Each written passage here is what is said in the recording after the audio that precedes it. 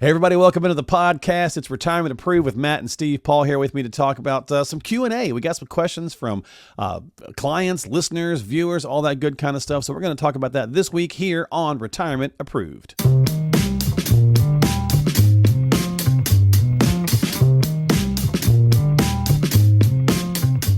Hey everybody, welcome into the podcast. Thanks for hanging out with Matt, Steve, and myself as we talk investing, finance, and retirement. And as always, if you got questions or concerns, need some help, get onto the calendar with the team at rwpaul.com. That's rwpaul.com, or better yet, go to retirementapproved.com. We got the website up now for the podcast. A lot of good stuff there. Go check it out at retirementapproved.com. And we're going to open up the show this week, guys. Talk a little hockey first, because I think we're creating a new hockey fan.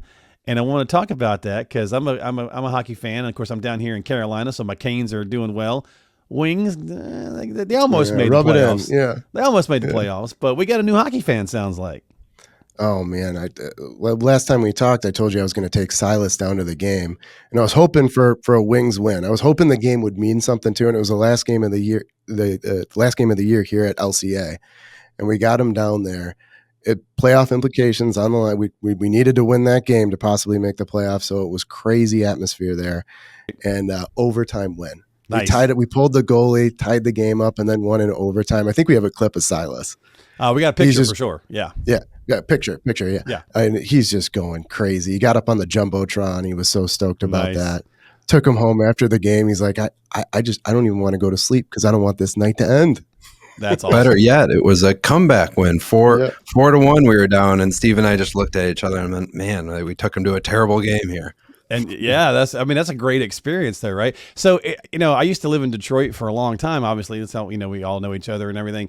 I miss it not being the Joe, though, right? It's weird. What's it called now? Little Caesars Arena. Oh man, it's actually great. There's not a bad seat in that place. I'm sure it is. I'm sure it is great. But there's something about that. My first hockey game was Red Wings like in '95, right? Yeah. So so it's just kind of those memories. You kind of still have those fond memories of that. But that's awesome that he had a great time. So yeah, we definitely have that picture up there for you guys. I'm glad he did, because when it was 4-1, he looked like he was on the verge of tears. You don't realize that when you bring a 7-year-old to a game. If their team loses, they might cry. And it's dude. Oh man, hopefully we can figure something out here. And then that's hurtful. It was the best game I've ever been to in my life. That's awesome. Then the poor guy thinks hockey is the craziest sport ever, because 2 days later we're in Montreal, or the day after, and they score with 7 seconds left to tie the game, go into overtime, go into a shootout, and he's got high expectations of what hockey is at this point. The best part about the whole night was after we tied it up, the guy behind us, directly behind us, pulled an octopus out and threw it over his head and onto the ice. He got octopus juice on him in his first Wings game. That is fantastic, man. There's nothing like live hockey, and there's nothing like live playoff hockey. So I kind of was pulling for the Wings to make the playoffs, but unfortunately it wasn't meant to be this year. But on the right path. We'll see how it goes next year. But moving in the right direction, just like inflation. That's right. Oh, there you go. Great segue. I like that. Well, let's get into it then. So with inflation still running hot, guys, do you see the potential for the rate hikes or cuts this year, right? Because they talked about doing a bunch, and so far, nada. Yeah, anything is possible, and we could see another hike. I don't think that's going to be the case. Right now, it's looking like another pause coming up here in June. I think they had the odds at 9% for a possible cut. So it's the first time we could see a cut. I think that's most likely going to be July, September. But Mike and Bep just did a market update. Links in the description if you didn't get to watch that last week. What we want to do today is just, take a look under the hood, go over the CPI data, because a lot of clients are asking, what's going on here? We're reading headlines, but this CPI data is really complex and we don't understand it. So we're going to kind of break that down today, talk a little bit about headline versus core, what the Fed's looking at, really what we're looking at here, and what we expect going forward. So I know, Matt, you broke it down a little bit, color coded the CPI data to make it a little easier to understand. So, yep. So we'll throw that up on the screen. I was going to say, what's a show without a Matt chart? Let's go, buddy. Of course. Hey, there's a few of them this episode, but let's roll. This chart here, it shows the headline inflation at 3.5. So that's that top yellow line. And then we have that purple section, which is food and energy. And that blue section is what we call core inflation. Now, that purple section, we're not going to talk about too much today. because the Fed doesn't look at that as much. But a lot of people always say, why aren't we talking about food and energy? I need to eat, and I need to drive. I need to heat my house and all that. You can throw up, I've got a chart on U.S. inflation during crisis periods, and you can see all these spikes that we've seen in the past. And we're just getting over the Ukraine war, Ukraine-Russia war. We're just starting to stabilize it. Well, inflation-wise, we were. And now you're seeing this other spike because of the conflict going on in Israel and Iran here. So that can be a little all over the place. That's why the Fed's focusing more on core. Right. Yeah. So that purple section, we can't necessarily just throw it out, but it's not as sensitive to interest rates. So the Fed's not going to hike it. Okay. And like Steve said, it's subject to the whims of the Middle East, like Russia, Ukraine. We saw wheat go through the roof. So what we wanted to focus on today is that blue section. So all items less food and energy, which came in hot. It's been hot and it's been sticky. And you can see the three red numbers down there. So let's just break it down. So we've got shelter. Shelter makes up 1/3 of the CPI number. So it's really the most significant number on here.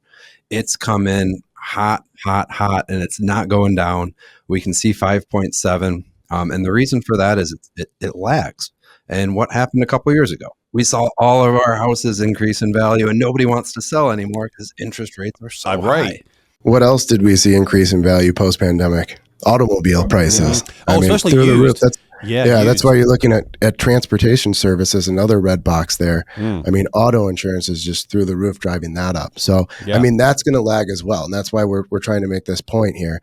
You're looking 1 year in advance when it comes to auto insurance versus auto sales. So we expect those prices to stabilize. They are right now. But, I mean, we saw that spike post-pandemic.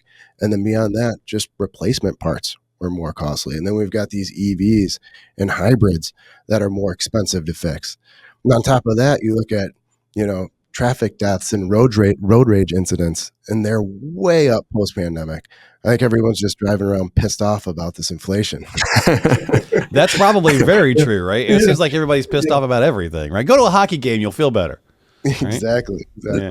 That, and I'll add they're all driving around on their phones too, causing accidents. I was reading Gen Z are on their phones over 6 hours a day now, and the average American's not much better at 4.5 hours a day. Wow! And then on my local Facebook group in Whitmore Lake, someone rear-ended a bus because they were on their phone, and I'm like, oh my god, this is that's getting crazy. out of control. Yeah. So, now Steve was talking about how auto insurance lags. Right. Housing data is even worse in that regard. So one thing I wanted to show is real-time Zillow data. So if you're to look at the rent index for Zillow, that moves much faster. It's much more volatile. So I'm going to pop up a chart that shows the orange line, which is what the Fed looks at.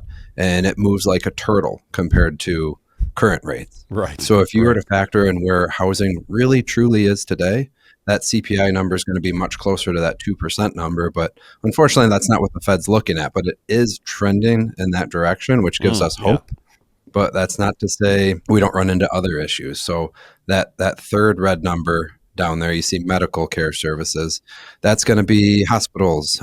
They're dramatically understaffed. I have a friend who just let me know a hospital he works at is closing.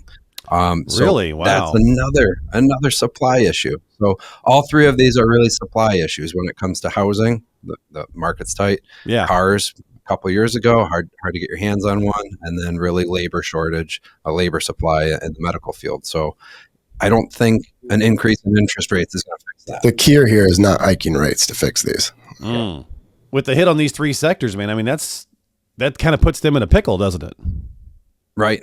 And that's why we're not thinking they're going to be increasing anytime soon. I'm hopeful that they do decrease rates up in June. If I was a betting man, I'd take those 10% odds and throw $10 on to win 100. But I don't think DraftKings has Fed lines that you can bet on quite yet. Well, you may have just given them an idea. So if you guys jump on that, you heard it here first, because I swear there's like about everything on DraftKings that you can bet on at this point. It's absolutely ridiculous. So at the end of the day, we can speculate to if the Fed is going to increase, stay higher for longer, decrease, but it frankly doesn't matter. We could get new data next week. So, sure. I mean, that could change everything. But yeah, it's looking most likely like we're going to see another pause here. And we've been saying all along, we think kind of late summer, fall that we could see, we Yeah. could start seeing those cuts. But this is the first time I will admit that we could see a cut. There is a chance of it. That's a good point. And to your point, Steve, that's great. We're taping this here right at about the end of April, right? So it'll probably drop within a couple of days, the podcast. So, I mean, heck, by the end of the following week from just taping this, it could be completely different, right? So it's definitely. And what I wanted to add at the end of the day, it frankly doesn't matter when it comes to asset allocation. So we're not making dramatic shifts. And sure, we've increased duration in our portfolios a little bit, but we're not going in and out of the market based on what our friends at the Fed, what we think they're going to do. Pals powwows, right? Pals powwows. That's right, baby. Pals powwows. All right, so let me ask another question that we got in as well, guys. So I want to get your thoughts on this, and we kind of alluded to it a little bit with some of the conflict and of course, oil. Are you worried, or should clients be, or should folks just be worried about market crash or issues due to the additional conflict in the Middle East, right? So not only do we have the Ukraine thing still going on, and it was Israel and Hamas. Well, now it's Israel and Iran, and then you still got Taiwan and China lurking around a little bit. I know that's not Middle East, but still in general, right? Makes people nervous. Yeah, it does. And no, I don't think you should be worried, especially long term. So we've got a chart just showing every conflict going back, like the last 100 years. And it just shows you it causes maybe some short-term volatility. In a lot of cases, doesn't even really cause much short-term volatility. I mean, go back to November when we saw the first attack on Israel. If you were in a properly diversified, just say 70-30 portfolio, you didn't even notice that. I mean, it was a minor blip, and then you just move forward. I mean, there wasn't much that happened there at all. I mean, you can take, I think we have iShares Israel ETF. Take a look at that. 15% drawdown in November when this happened. And if you held on to it, now you're in the money. Now you're up. So it just shows you the short-term volatility that it causes. If you hold long-term, it's not going to be much of an issue at all. Now, that's just talking about Middle East conflicts. If this developed into World War III, that's a whole obviously it's a whole different animal. Yeah. Don't see that happening. And we got one more chart for you on this subject. So this just breaks it down by conflict. So you see Israel, Hamas at the top, all the way down to Pearl Harbor at the bottom. Now what you're going to notice is the one-day return. So the one-day return is always going to be that panic day. Sure. And I know that all of these are horrific events. We remember October 6th, and that actually didn't hurt the market a heck of a lot. Of course, you mentioned the Israel market was down dramatically, and those are, unfortunately, the way you could look at it as buying opportunities. Because you look at the 1 year return, they're all positive with the exception of two. And that's the U.S. terror attacks, which we could agree is probably one of the worst. And then, of course, Russia invades Ukraine. And that was just on top of COVID. It made supply chains go crazy across the world. Yeah. Yeah, indeed. So we've got, again, I'm throwing a lot of stuff at you here with this data. But what's this MAD, by the way, guys? Market attention deficit disorder. What's that? We're all a little ADD these days, but the market in particular. So we see some sort of headline like Russia, Ukraine. When that happened, it was all over the news, panic everywhere, still going on, still just as bad as ever. But how often do you hear about it? It's more panic leading up to it because there's all these headlines that are scare tactic-y headlines. And it's like, oh my gosh, what's this going to do to the market? And then we see that it doesn't have much effect overall, especially if you're in a diversified portfolio. You hadn't heard much about it until just the past couple of days when I guess the House approved some other funding bill to Ukraine again out of the blue after a while, right? So, certainly some interesting stuff out there. And so and I think where people get nervous about all the conflict is, what's that going to do to the oil prices, right? That's usually the big ticket item there when it comes to that. So, thoughts on this next one here, guys. Bitcoin halving. How do you say that? I'm never going to say that in half. Bitcoin's going in half. Why is that important? Yes. So we get a lot of questions on this, but and Bitcoin does not make up a significant allocation to any portfolio here, but I'd swear we talk about it more than anything. Well, because it's that big, like it's that millionaire up and down status, sexy kind of thing, right? So people are just all interested in it. But anyway, we're either laughing at it or envious of it at this point. So that's why it's always in the headlines. But really, what the halving is, and it is so hard to explain this in a handful of sentences. But think of Bitcoin as digital gold, and what do you have to do to get gold? You got to mine it, right? What do you got to do to get Bitcoin? You have to mine it. So it's really these super high-powered computers solving complex problems to mine Bitcoin. And what happens is if you're the computer that solves the problem, you get to add a block to the blockchain and you get paid in Bitcoin. And what the halving is all of those miners just got a pay cut of 50%. So instead of getting 6 Bitcoin every time they add a block, they get 3. Oh. And yeah, what that does is cuts the payment to all the miners. Now everyone understands exactly what Bitcoin is, right? Yeah. We Interesting. have most of our clients saying, what is this voodoo magic internet money? Why is it valuable? Well, I love that. It's just like gold. Yeah. Why is gold valuable? Well, because people think it's valuable.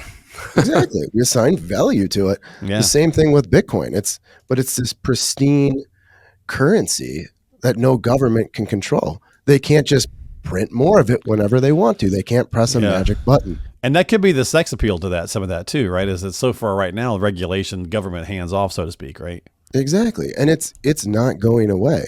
I mean, you look at what's going on. Matt just talked about the halving. Yeah. So they were issuing around 900 new Bitcoin every day. Now we're closer to around 450. We have all these new ETFs, all these new institutions that are now buying. I think Yahoo put out an article the other day saying they're averaging around 4,500 a day. Wow. But it's thousands a day that they're buying. And that's not even talking about retail buying standalone Bitcoin. We're going to run into a supply crunch here. And what happens when we do that? What happens when there's more demand than supply? The price continues to go up. And I don't think it'd be crazy to see 6-figure Bitcoin by the end of this year. Putting on my compliance hat. Yep. Put on your compliance badge. Absolutely. Yep. I'm going to say it's a wildly speculative asset, and it could go to 6 figures. It could go dramatically lower than that. So, but at the end of the day, it's all basic economics. So we started the show talking about shortages, supply and demand when it comes to housing, when it comes to cars, when it comes to labor in the healthcare sector. Same here, supply and demand. So if that demand outpaces the new supply, I think it's a pretty safe bet to say it's going to go up in value. Yeah. So it's so hard to just talk about this in 2 minutes and give you our opinion. We're going to do the whole next show that we do. It'll probably be a longer one too. We're probably looking at 30, 40 minutes, but we're going to go into a little bit more detail when it comes to Bitcoin and blockchain technology and some of the other cryptocurrencies out there. That's a great idea. Yeah. I mean, because it does get confusing for people, right? There's that, again, it's got that sex appeal. It's also got that danger factor, right? And so, everybody kind of wants to learn more, but also a little afraid of it. So a lot of extra education, not a bad thing. Not a bad thing at all. So supply and demand, who knew? It's still an issue.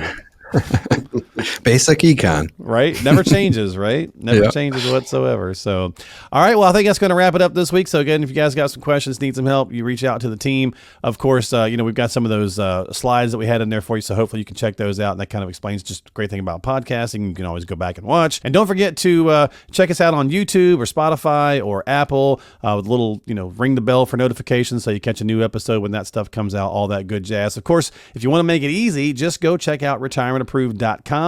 The guy's got all the information there at retirementapproved.com. A lot of good tools, tips, and resources for you to check out, and looking good too. So you can, and the links are right there. So whatever platform you want to use, you can just click on those that way. Guys, thanks for hanging out with me. As always, appreciate your time, and look forward to the new hockey fan. And hey, if you want to feel better right now, go watch a hockey game, because it'll make you feel better. It's just good stuff. And go Canes. That's right. We'll see you guys next time right here on Retirement Approved.